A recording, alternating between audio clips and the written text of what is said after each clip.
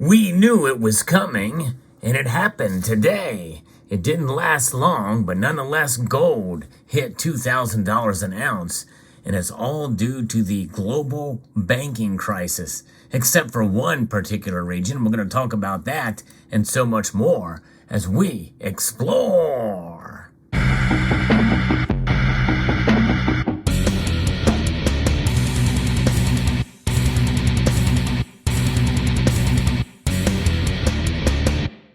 Gold is the ultimate safe haven, and I've been talking about silver's rise and dramatic moves in its price, and it's been exciting to see for silver stackers, but something always kind of keeps silver kind of at bay.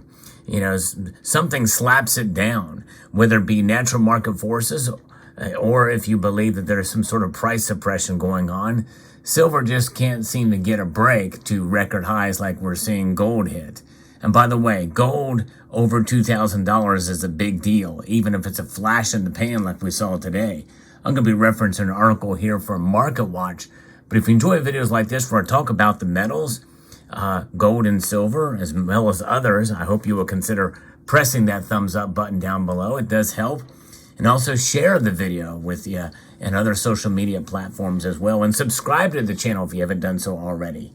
Gold futures, they topped $2,000 an ounce on Monday to mark their highest intraday price in more than a year, as fears of a crisis in the banking sector led to a rise in demand for gold as a safe haven investment.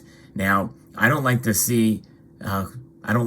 consider gold as an investment at all. It is a safe haven, but usually when you invest in a safe haven, it's not in the strictest term of definition of what an investment is. Investments, by their definition, really incur a sort of a risk, and you are wanting to move away from that risk. And the term investment certainly is a very broad, or can be a very broad term. So, I understand why people would consider gold an investment, but I look at it as a hedge, as a safe haven, as an insurance policy. And right now, that's what it's reacting to. That's why it went up and why it's so high. In fact, one could very well make a very cogent argument that gold is probably a better, more stable, safe haven than silver right now. Prices for the precious metal, however, failed to hold at their highest level of the session after posting a nearly 6% rally over the last week, raising the question of whether gold's rally is set to last amid efforts to avoid a global banking crisis. For now, the precious metal has been reveling in its safe haven status given the global banking sector uncertainty, said Ted Waterer, chief market analyst at Cole Capital Markets, in emailed commentary. We saw SVB's financial group, Silicon Valley Bank, on March 10th become the first major bank since the global financial crisis in 2008 to be taken over by the Federal Deposit Insurance Corporation. Concerns over the health of other large banks followed, and over the weekend, news of UBS's deal to buy Credit Suisse had emerged. Switzerland authorities orchestrated a forced takeover of Credit Suisse by UBS, committing up to a third of the country's GDP to rescue its banking system. Another bailout, this time in the Swiss sector. And by the way, both UBS and Credit Suisse were not very happy about this, but it's one of those things that it is what it is. And that's where we are at. And so in response to the news, as well as to gold's huge run on Friday, spot prices for gold actually dropped and then moved to claw back its losses, according to London. It's important to understand that the move higher for gold will come in waves, he said. We shouldn't chase prices on feverish moves like we saw on Friday, but look to build positions on pullbacks.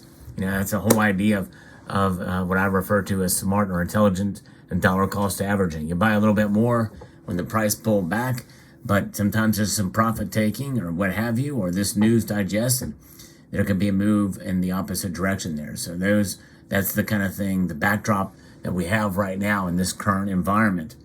So on the futures market, the most active gold contract registered a weekly gain of 5.7%. On Friday, the biggest weekly advance since April of 2020, according to Dow Jones market data. That's important, folks. That means, because what happened in around April of 2020, that is when the panic set in for the coronavirus. Now it's the panic in the banking sector.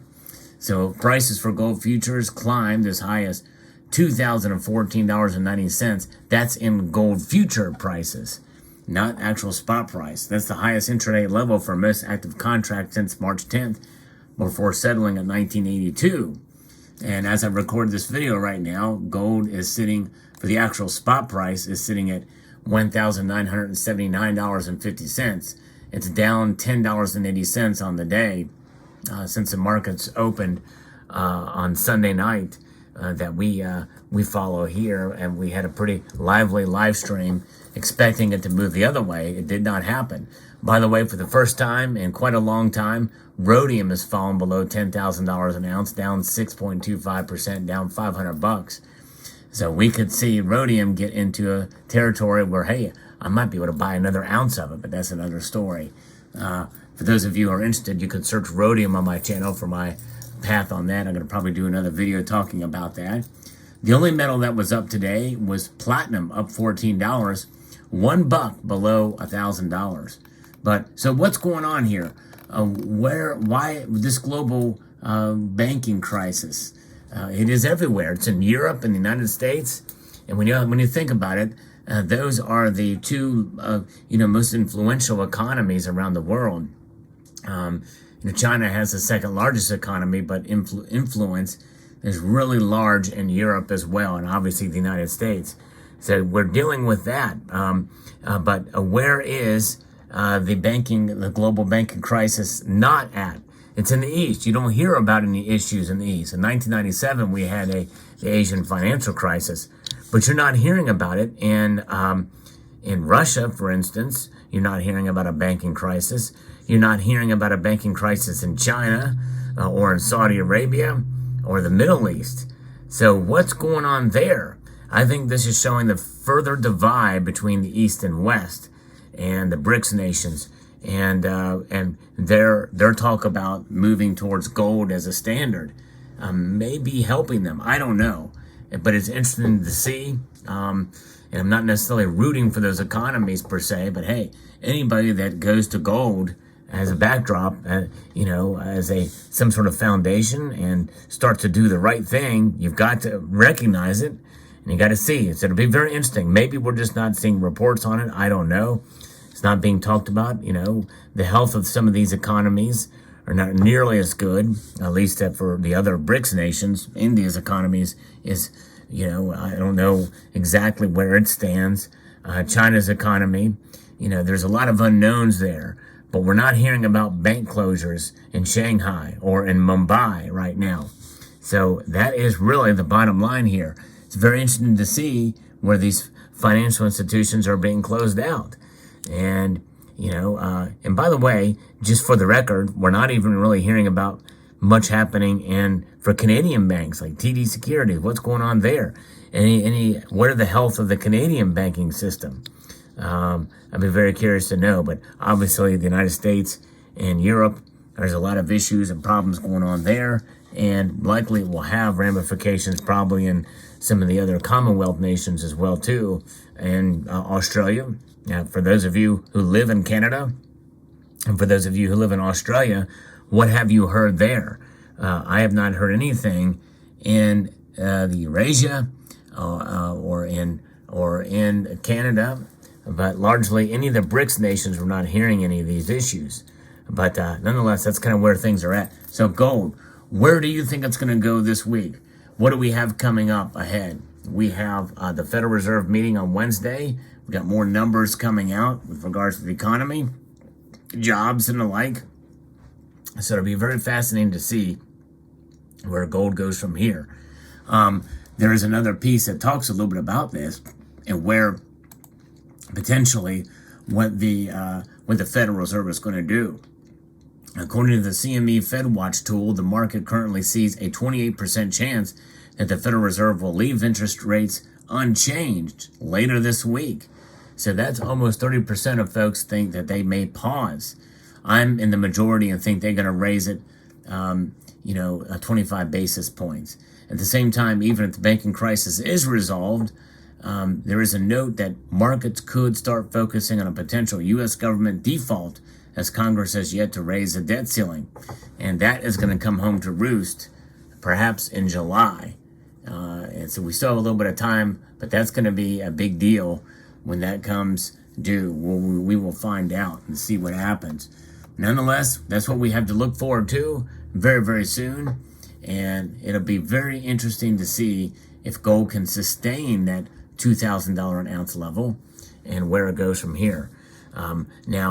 Silver, on the other hand, I believe that it's going to follow gold at this point, one way or the other. Right now, interestingly enough, gold has actually dropped further than silver at this point. So that is somewhat encouraging for silver, but it's still very high gold to silver ratio. So we'll see what plays out here. But in the meantime, let me know what your thoughts are in the comment section below about this situation, about gold, and as that ultimate stable store of value. And what about the global financial or the global banking crisis? Some of these other banks around in the East. I'd like to extend a multitude of gratitude to you all for taking the time to watch, and to encourage you to please rate, share, comment, and subscribe.